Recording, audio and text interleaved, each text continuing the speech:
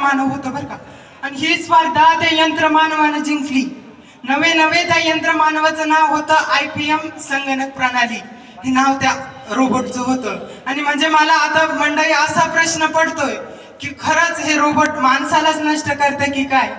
आणि यानंतर विषयाचा पुढे जाऊन विचार करत असताना मला असं वाटतंय की माझ्या एका प्रतिस्पर्धी मैत्रिणीने जे सांगितलं की रोबोटनं मेडिकल क्षेत्रात सुद्धा चांगली कामगिरी केली. पण अहो भारतात 32 किलोमीटर अंतरावर एका रोबोटने शस्त्रक्रिया केली बरं का.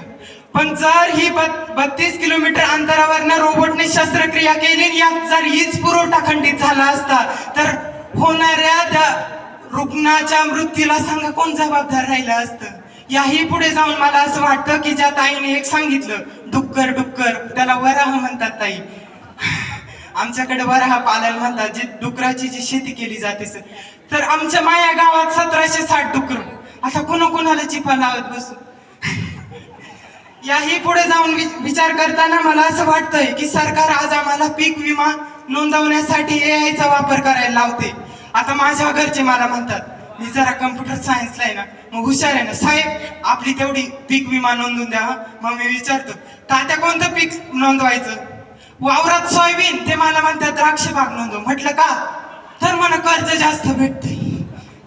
म्हणजे जर भारत सरकारला मला हा प्रश्न विचारायचा आहे, जर तुमच्या या AI मध्ये गोपनीयता आहे का. दैनंदिन रोज वापरात आमचे मुलं, मी म्हणा कुणीही रोज AI चा सर्रास आम्ही वापर करतोय.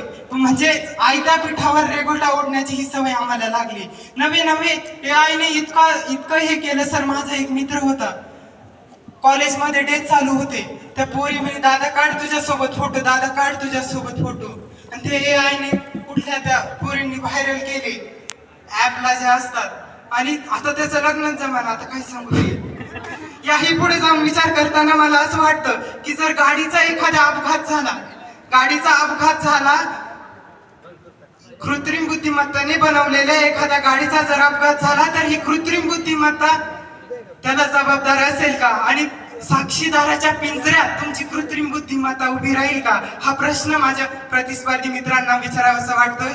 खरं तर भारतातली आता सर्वात मोठी जी समस्या म्हणजे दहशतवाद समस्या, ही कृत्रिम बुद्धिमत्तेचा उपयोग करून आपल्या भारताला, जगाला विनाश करू शकते, जगाचा नाश आपला करू शकते. विषयाचा याही पुढे जाऊन विचार जेव्हा मी करतो तेव्हा माझ्या असं लक्षात येतं, तुमचं हे AI कृत्रिम बुद्धिमत्ता जे आपण म्हणतो, की भारतातला आता सर्वात मोठा प्रश्न म्हणजे तरुणांचे विवाह होत नाही. यातही AI चा हात आहे. कसा सांगतो ऐका. आता जे लग्नासाठी प्रथमतः वधू आणि वराकडे बायोडाटा आणि जे फोटो पाठवला जातो, काळ्या ढेकळासारख्या दिसणाऱ्या माणसाला गोऱ्या पिठासारखं केलं जातं. हे AI चं शाप मला वाटतं. आणि जाता मित्रांनो, मी कविता लिहितो. खरं तर मी कविता कुठेच म्हणत नाही, पण तुमच्यासारखे गर्दीतले दर्दी दिसले तर मला राहवत नाही. कविता मांडतोय. कवितेचं शीर्षक आहे कृत्रिम बुद्धिमत्ता ठरली आहे शाप. कशी लिहिली ज्ञानोबांनी ज्ञानेश्वरी, कसं लिहिलं डॉक्टर बाबासाहेबांनी संविधान. होतं का त्या काळी तुमच्या कृत्रिम बुद्धिमत्तेचं त्यात योगदान. होतं का त्या काळी तुमच्या कृत्रिम बुद्धिमत्तेचं योगदान. कसे लढले छत्रपती शिवराय, कसे हरविले त्यांनी मुघल. कसं लढावं यासाठी होतं का तुमचं गुगल. कसं लढावं यासाठी होतं का तुमचं गुगल. कसे लिहिले डॉक्टर बाबासाहेब आंबेडकरांनी कायदे आणि कसे लिहिले त्यांनी कलम. कसे लिहिले बाबासाहेब आंबेडकरांनी कायदे आणि कसे लिहिले त्यांनी कलम. झाल्यास जखम गुन्ह्याची कुठल्या AI चा लावाल त्यास मलम. कुठल्या AI चा लावाल त्यास मलम. अहो 70 वर्षाची आमची आजी डोईवरचा पदरही खाली पडून देत नाही. 70 वर्षाची आमची आजी डोईवरचा पदरही खाली पडून देत नाही. आणि कुठलेही फेक व्हिडिओ फोटो व्हायरल करताना तुमच्या AI ला कसंच काहीच वाटत नाही. तुमच्या AI ला कसं काही वाटत जात नाही. बहुतांश इथं शिक्षक आहे. बरे अनेक जणांनी सांगितलं की रोबोटने शिक्षक निर्मिती केली, तर त्यांच्यासाठी या दोन होईल की मास्तर काल टीव्हीवर बातमी ऐकली, AI ने नवीन रोबोट मास्टरची निर्मिती केली, पण तुमच्या हातातल्या खडूचे महत्व त्याला कळेल काय. आणि विद्यार्थ्याचा चेहरा वाचायला त्याला जमेल काय.